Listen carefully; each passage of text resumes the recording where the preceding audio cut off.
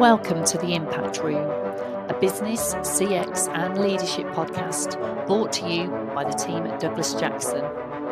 We feature real conversations and powerful insight from impactful and diverse leaders driving growth, business, CX and transformation that helps elevate and shape exceptional leadership. So let's dive into our next episode, and please don't forget to like, subscribe or share if you like this content. Thank you. I'm delighted to be joined by Elke Edwards, author, keynote speaker, founder of Ivy House, and more recently, elkeedwards.com. Elke is on a mission to transform the way we live and lead, and has spent her career redefining what exceptional leadership looks like, and has a reputation as one of the most respected leadership experts in the UK. Elke, hello, lovely to see you again. Lovely to see you. Thanks for being here. So you talk about leadership being at a turning point. Can you say more about that? Yeah, I could probably talk for a week on that, but I won't. As I see it, traditional leadership development has always been about a playbook. So we'd get our leaders into a room. I mean, it's fascinating, isn't it? And we'd go, here are the values of our company, push, take them on board. And then we'd say, in this situation, do X. And in that situation, do Y. And I don't know about you, but I would say pretty much every leader out there right now has gone, oh my God, the situations are coming like one after the other. It's just bonkers, the speed, the rate of change. So actually, when you think about it, that strategy for how we develop leaders just doesn't work. We can't take them away for a reduced amount of time, which is what most people are trying to do these days. Yeah. And then go, right, here we are, here are all the things that could happen, because the reality is we don't have a clue what's coming around the corner half the time. And we're definitely not in control of a lot of it. So the shift, as I see it, is from strategies to strength. And what I mean by that is we used to try and give them strategies for every situation, but actually what we need to do now to develop really exceptional modern leaders is we need to help them operate from strength. So that no matter what comes around the corner, be it another pandemic or, a tariff that comes out of the blue, or a cyber attack, which seems to be happening to half our clients at the moment, no matter what it is that comes around the corner, is that we are operating from that point of clarity, creativity, innovation, collaboration, calmness, and this sort of radical acceptance of whatever's going to happen is I can make the best decision based on what I know now with the help of a great team of people around me. And that's a very different way of operating. And I see that every day with leaders when I talk to them and I ask them, how does it feel to be a leader right now? Guess what their number one answer is? I don't know what. Overwhelming. Awful. Yeah, I was going to say. Yeah, overwhelming, confusing, too much, a lot, lonely, a lot of that. And they're literally going, oh my God. And sorry, I'll stop. I'm going to say one more thing and then I'll stop talking. No, carry on. Yeah.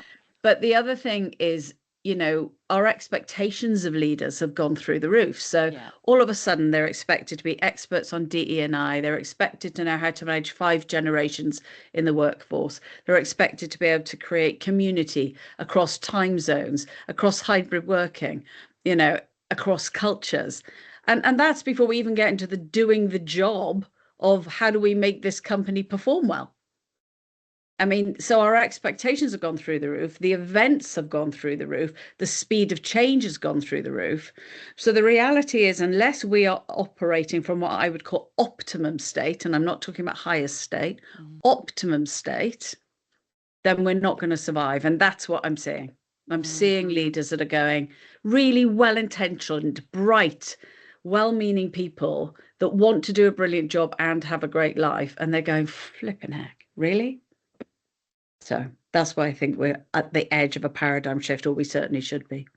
Yeah, I absolutely agree with everything that you've said, and I hear it and see it, in a lot of the leaders that we talk to, and increasingly and worryingly as well. And I'm sure that so many leaders that are deciding that leadership is no longer for them, and Yeah. especially with the next generation as well. I mean, it'd be lovely to hear a little bit more later perhaps, but I know you were talking, I think you said recently about that the youngsters have got these very different defined career paths than sort of what we had, and so we need to think about that differently. So I suppose what does this require of the leaders themselves and the companies that are trying to develop and support them? Yeah, and that's, I think, really important to note that most companies do really try and develop and support their Yeah. leaders. But I think it requires of the internal people trying to solve those problems, different level thinking. So, 107 billion was spent on leadership development last year. And another question I ask leaders all the time, ask people all the time, is how many extraordinary leaders do you know? And my average answer I get is 2. So we're spending 107 billion on leadership development, and most of us know, and lots of people say none, by the way. And Really? yeah, so something's not right. Yeah. So what I would say I'm asking of the sort of L&D professionals in the market is to go, okay, what we've been doing to date isn't really working. It's not fit for today's purpose. So we need to think differently. And then when you're thinking differently, it is really about equipping people with what I would call inside out skills rather than outside in. And what I mean by that is you need to equip people to operate from their optimum state. So what would that include? That would include knowing what kind of leader I was born to be. So I always use myself as an example. I've set up 3 companies in my career. I've never been the CEO of one of them. Why? Because I would be a rubbish CEO. I'm not a CEO shaped leader. Yeah. I am entrepreneurial. I'm a catalyst. I'm a teacher. I'm a change, person. So you need people that are operating from strength. They know what kind of leader they were born to be. You need people that are taking 100% ownership for their state. So if I'm not calm and well and using my mind well, whose responsibility is that? So that takes real courage in the organizations where it is what I call a go faster, jump higher, do more culture. So actually we need to take, what does taking 100% ownership look like in the world today? What does learning look like? Now, this is a whole new thing, right? I think one of the most underdeveloped skills of leaders is learning. Now, that people go, what do you mean? And I go, because most leaders think they have to learn about their market or their competitors or, whatever legislation applies to their business. But actually, I'm talking about leaders that show up to a meeting above the line rather than below the line. And what I mean by that is motivated by learning and not by winning and being right. And most leaders have been taught that positional power is important. Knowledge is power. I'm here to know the answer. The greatest fear of most of the people I've ever coached is, what if I don't know the answer? It's not your job to know the answer. So they need to learn the skill of learning. My most important skill is they need to learn the skill of how to use their minds properly. As leaders and as human beings, we've got 2 different types of intelligence. We have thought intelligence, thinking intelligence, which most of us overuse and misuse. And we have wisdom intelligence, which most of us totally underuse. And that's available to us 24/7. So that's another skill. And I think the most valuable skill is to teach people how to use thinking for them rather than against them, and how to access their deepest wisdom. So what I'm talking about in this paradigm shift is we need to go to those skills that enable us to thrive and create environments in which other people thrive. Excellent. So picking up on some of the things that you've just said there, in these strategies to strength that you touch upon, and this underutilized skill of leadership learning. I mean, you said 107 billion spent on L&D by corporates. Corporates are investing in their leaders. So we're clearly not investing as well in ourselves or in potentially the right things. And this is something that resonated because I ask a lot of the people that we talk to, what are you doing to develop yourself? And this is when sometimes there's just a void. There seems to be a big void. So what do you think outside of the corporate landscape individuals could be doing to sort of develop themselves to go to that sort of strategy of strength that you mentioned?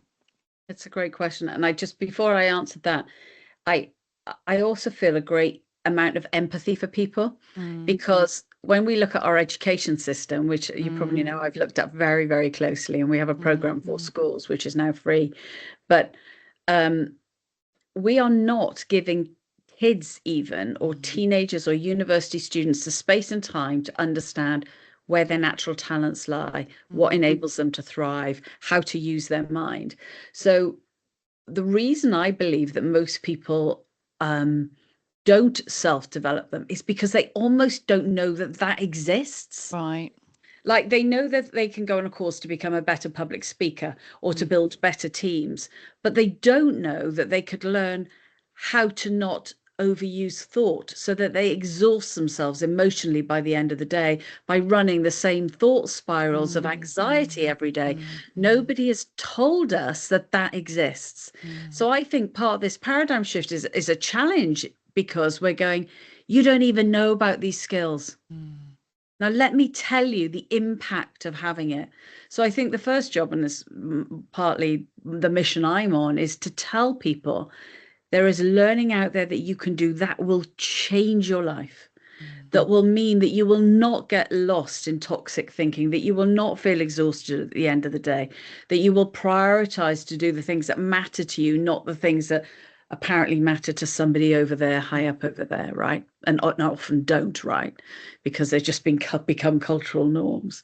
So I think first they have to know this learning exists, and then we have to access the space to get to know ourselves and to do the learning around that. And when I ask people, how much time do you spend every day without any distraction? No screen, no conversation, no music, no nothing. They literally look at me like I'm talking a foreign language, and they go, none. In fact, one of the things we often do on our courses is we say, this evening, we want you to commit to spending some time with no distraction. And people freak out and they're going, I'll take 2 minutes because I don't think I could do more than that. So we've become addicted to distraction. And then people come up to me after I've done a keynote and they go, I love everything you've said. How do I do it? And I go, are you prepared to change your behavior? Well, I don't know about that. Are you prepared to watch less Netflix and just sit with your feet on the grass for a while? Oh. It's so hard. Until we get quiet, that one of my most favorite quotes, we have to get quiet enough to hear the whispers. And when are we ever quiet? So, what I'm talking about here is a radical shift, and lots of people won't do it, and that's okay. But the pioneers are doing it. The people that are waking up every morning going, really? Am I doing this again? Is this it again? Is this what I've worked so hard for? To feel like I'm running from pillar to post, absolutely exhausted, both at home and in work, trying to be the perfect parent, the perfect boss, the perfect team member. And they're going, flipping heck, really? And those people, I believe, are it's where the light's going on, and they're going, okay, there's got to be something different. And then they start looking, and when they start looking, they will find it. I'm writing my second book at the moment, and I did the sum. I worked out if I lived till I was 85, I would have 1,337 weeks left of my life. Right. Yeah, not a lot, is it? Yeah. An average person that lives to 80, they get 4,000 weeks. And then you go, if I've got 1,337 weeks left, I'm damn well going to spend it in a way I want to spend it. And that doesn't mean not working, by the way. It just means being the leader I want to be in the world. Such powerful things there, and there's just so much that we could talk about. And when you were talking about overwhelm, and even in myself, the things like that, what you've said, because when you look at your phone and it comes to you every week with your report, and we say we've got no time, and when I see it says that I've spent 5 hours on my phone, I'm like, I'm disgusted. I'm like, how did I have 5 hours to spend on that time? What was I actually doing with it? And as you say, just sort of sitting in front of the television, the radio, and we have so much really now, don't we? We were talking earlier about the knowledge. It's not a lack of knowledge now that we have, but I think perhaps some of that overwhelm comes from which voices, and so many voices trying to talk to us.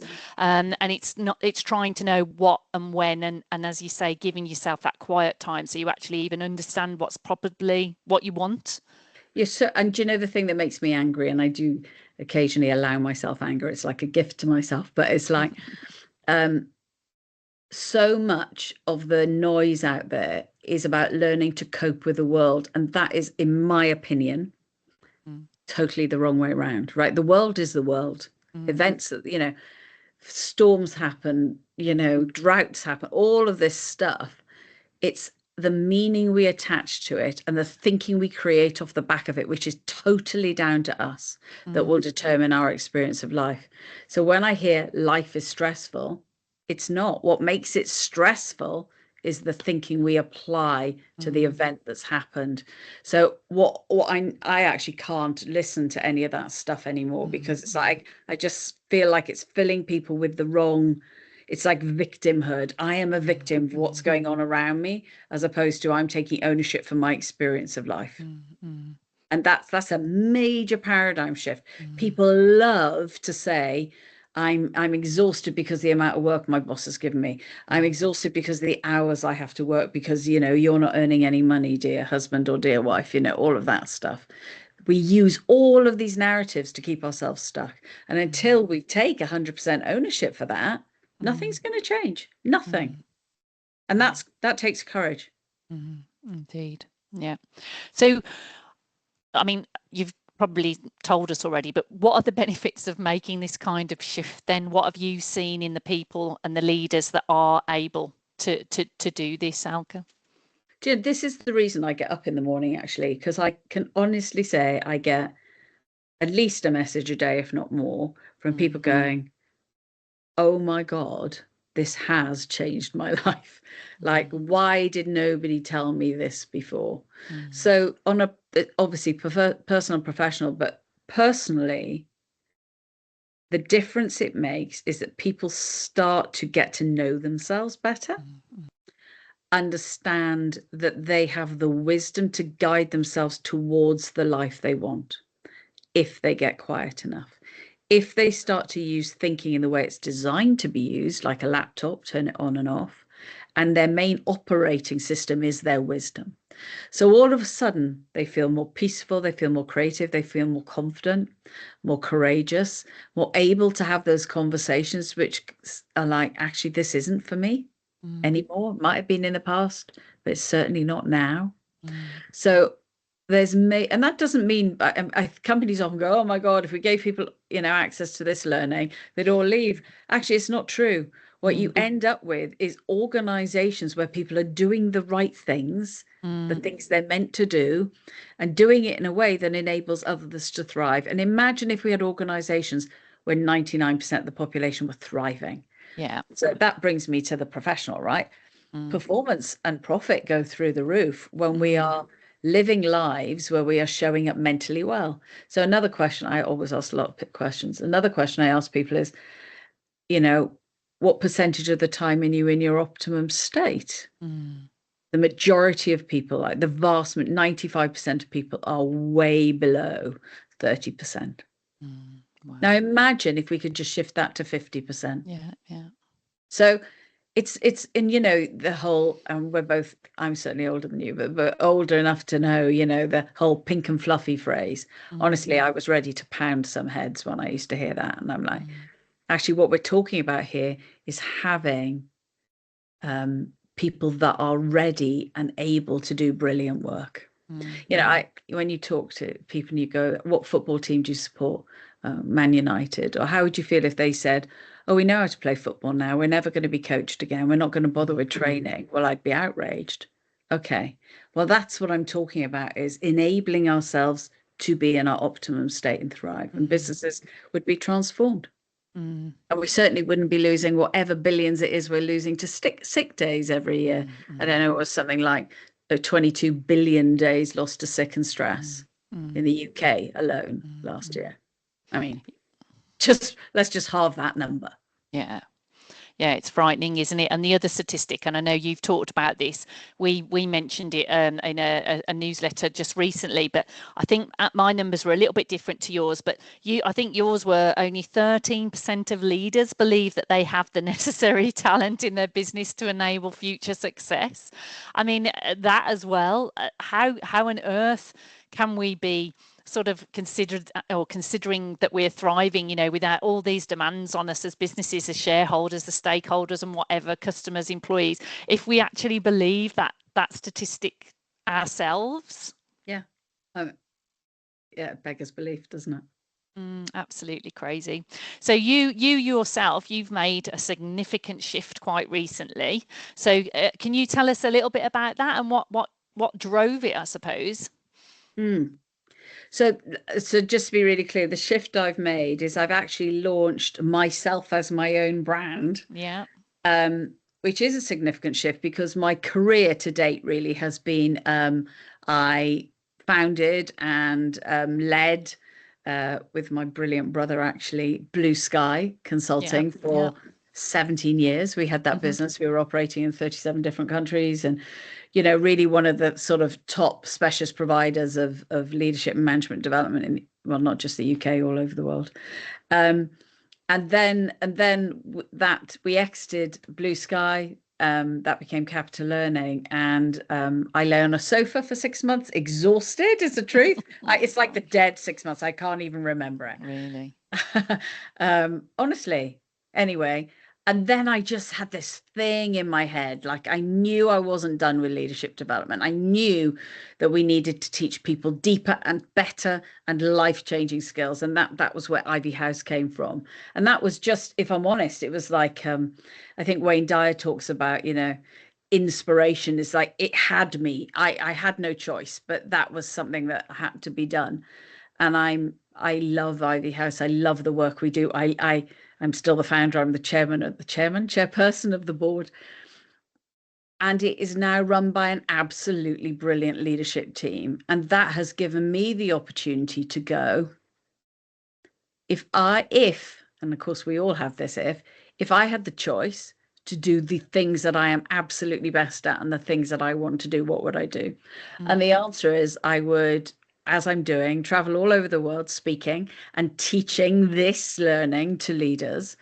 I would write my second and third book. I've got both of those mapped out, and continue to be a catalyst for change. And that required me to build my own brand, which was really fascinating, because I'm really good at building brands that I don't put myself in the front of.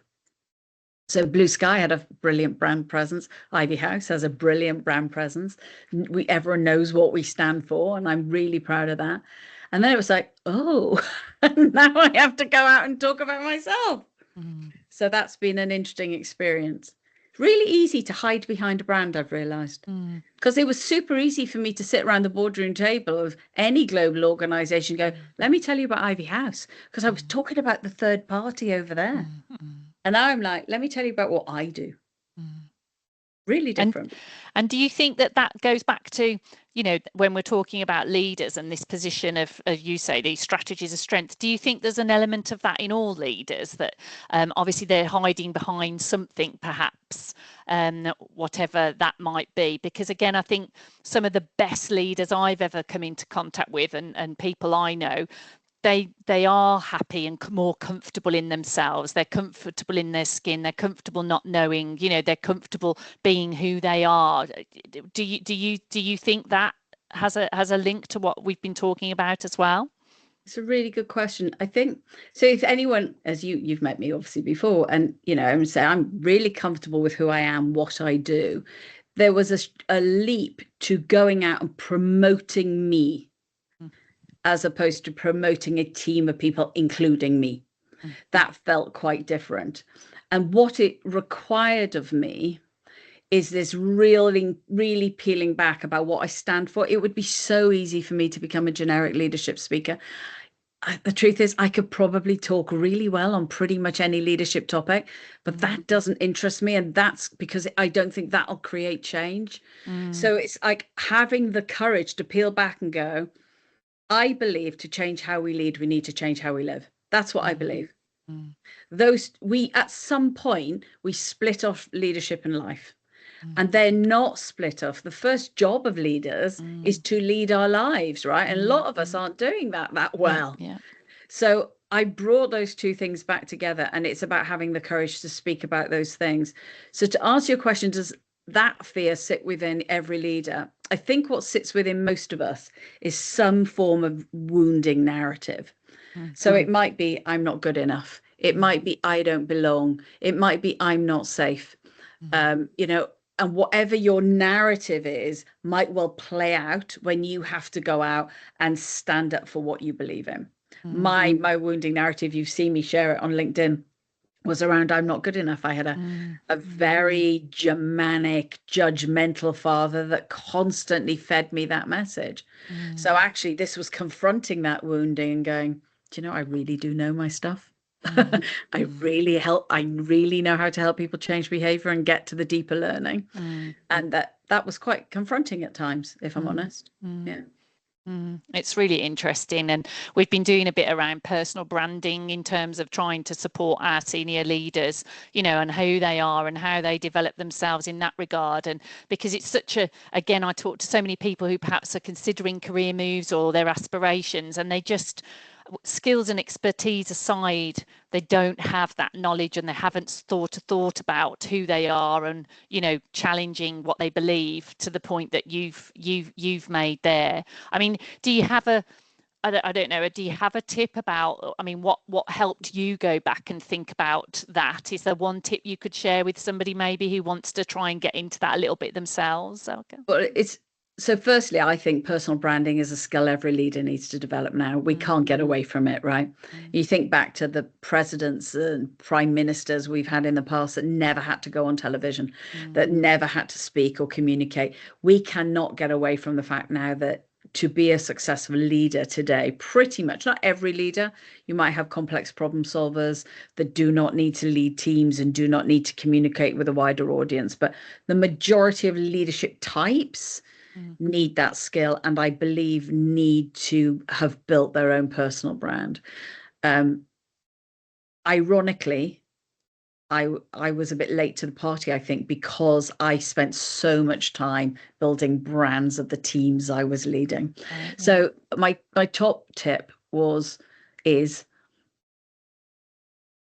any kind of brand has to differentiate itself in some way, but you can't make up your differentiation. And I've noticed this. I've certainly noticed this in the leadership space, where you go, what do you speak about? What do you believe in? They go, conscious leadership or compassionate leadership. Or it's like, that feels like just a made up phrase, if I'm really honest. So it's like, you have to peel back and go, I don't think you have to be unique. I really don't, because there's a big world out there. But what is it that you so passionately believe in that you would do even if you were doing it for free? And that was a brilliant question for me, because I coach leaders for free. In fact, I shouldn't advertise that all the blimmin' time, right? I'll be at an event and leaders will come up and they'll go, tell me, how do I do this? And I'm like, come over here. Let's have a conversation. Call me tomorrow, because I can tell you the answer to that and we can work through that. So what is it you would do, and what is it you would stand on a soapbox in Hyde Park and, preach, so that you can get to that essence, that true passion that you can articulate in such a brilliant way? And for me, as I say, it came down to we need a significant shift in how we develop our leaders, and it is about bringing extraordinary lives and extraordinary leadership together. It's the combination of those two things. I think I'm very lucky, because whilst that is wholeheartedly what I believe in, and I think I've believed in since I was 14, coaching my friends at school to write a better CV, I also think it's the subject of our time, because I do not go to an event where I do not feel like Mick Jagger sometimes coming off a stage, because people are literally crowding me going, how do I do that? Yeah. And I was in Geneva last week talking to 1,000 people, and the question I got asked is, how do I even find out who I am? How do I find out who I am? And that's actually partly what I'm writing the next book about. But it's, people don't know. So you have to get quiet. You have to get really, really curious, and you have to peel back the layers. And people that know you well will be able to help you do this. You know, what is it you think I stand for? Ask people that question. What do you, if I stood for one thing, what would it be? And then all of a sudden people start telling you, oh, it's this, it's this. You rant on about this all the time. Okay. That's therefore the part of the soapbox that I need to stand on as I go out and build my brand. And I think the other part, and I'm not going to lie, I think I've struggled with this, is being truly courageous enough to say it as you see it. As you see it, not as it is, because it's not as it is, it's how you see it. Because I think so many people are worried about external judgment. But, you know, a significant brand was never built on being beige, was it? Yeah. So that's what you'd say for sort of the personal branding side. Yeah. And you talked a lot about sort of, you know, living the life that people want to live. And then you know, is there anything else that you would give as sort of thoughts or advice to help them find that clarity as well? Yeah. So I think there's three things. If what we're looking to do, and I believe this is the mission of most people, even if it's subconscious, is we're looking to live life that's right for us. Yeah, that's what we want. And it doesn't mean that we're naive enough to believe it's going to be unicorns and daisies skipping around the paddock. We know that stuff will happen, life will happen to us, people will get ill, people will die, you know, crises will happen. But actually, you can still feel resonant and connected to your life, and feel like this is where I'm meant to be. So I think if that's the aim, and I believe that to be the aim of most human beings I've ever met, I think there are three things that we need to pay attention to. And I'm not going to pretend that this is a straightforward journey, but I do think these three things are very clear. The first is, you need to know what you're aligning to, or rather who you're aligning to. Who actually are you? Who are you underneath the narratives you were handed? So I'll take my brother and I. I was the creative one, he was the sporty one. And we both grew up with those narratives, right? It meant that I always felt I wasn't very good at sport, and he always felt he wasn't very good at creativity. Truth is, we're actually both quite good at both things, right? Yeah. So who are you beneath the narratives and the personas that you've created and been handed? That is quite deep work. There's a piece of work that, in fact, I'll probably put it in the book, is around soul qualities, getting to the essence of who you are at that core essence level. So for me, I'm a catalyst. So I represent love, peace, power. You know, I'm a powerful personality when I get on stage. I'm a very quick thinker. So I'm a systems thinker. I see and connect things. So that's who I am at my essence. So I see myself as a teacher, an evangelist, a catalyst, a compassionate carer of people. So the first thing is, who are you aligning to? Because you can't create the life unless you know what it is that you're aligning to. The second piece then is really about is about using your mind properly. The route to understanding who you are is getting out of your thinking, getting out of your stories, getting out of your narratives, getting out of your patterns. So for that, and you know, I said earlier, we have two forms of intelligence available to us. For that, we need to access our wisdom, or we need to reconnect to it, because it's always there. Reconnecting to that quiet piece, that quiet person. So at the end of the day, we go, that was an amazing day. Like, why was that amazing?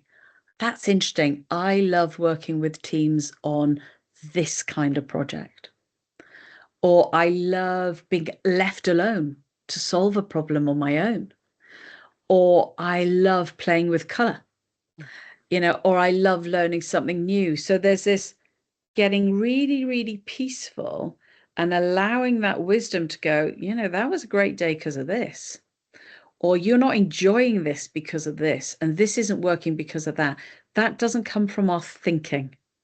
That comes from this quiet, innate, wise part of us. It's the part of us that, we've all made decisions in our lives, and they're usually the big ones. Marry this person, divorce this person, take this job. And you do a pros and cons list and you're like, this is bonkers, but I'm going to do it anyway. That's wisdom, right?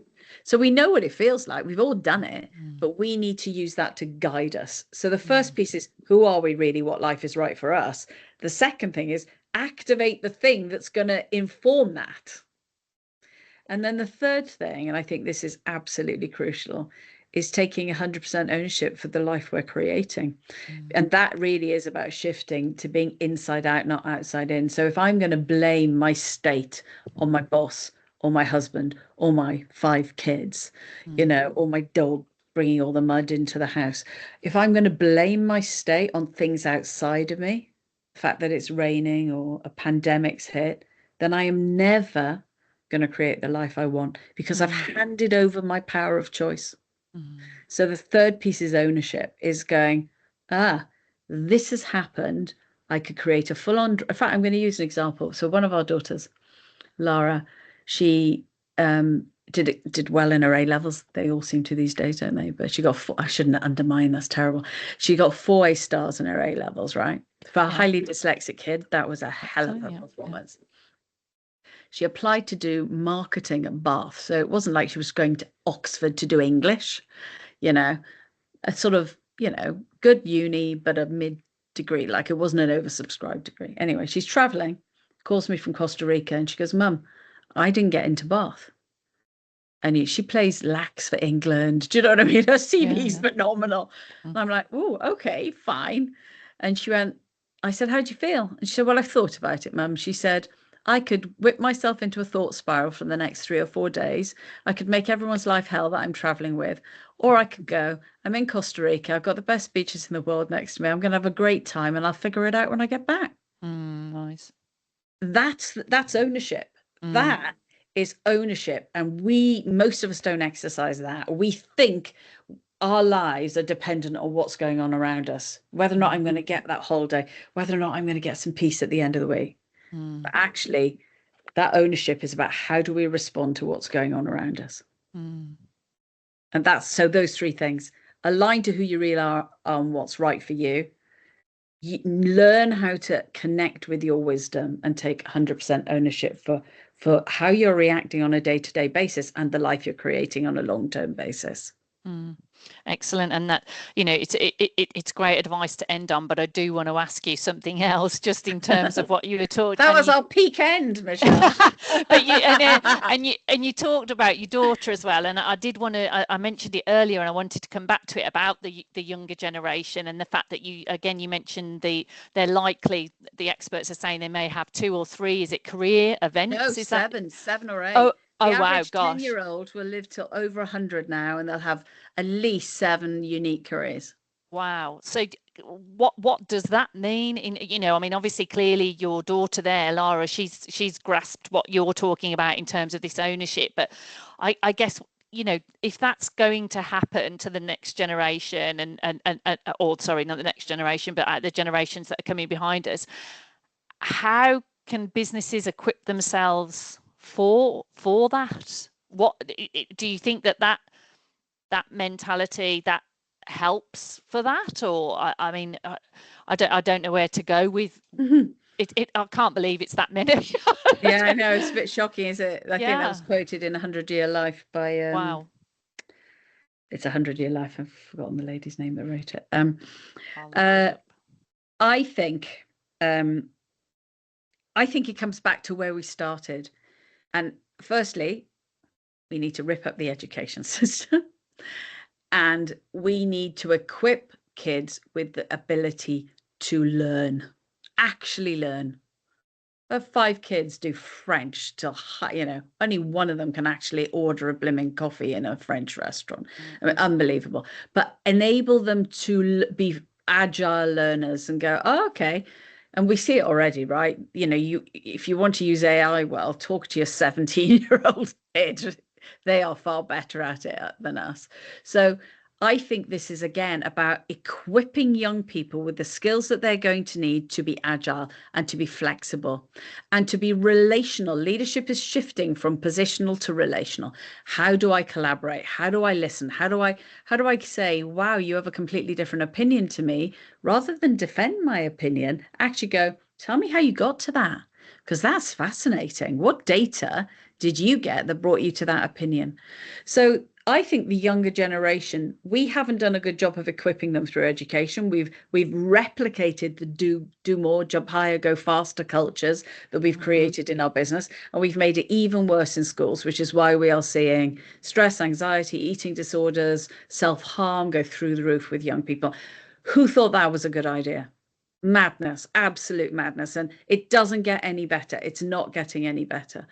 So what was the question? I've forgotten what the question was. It was how we as, I suppose I was saying organisations can factor for that, but I suppose equally as us as, how do we equip for that, and better equip our youngsters as well as ourselves?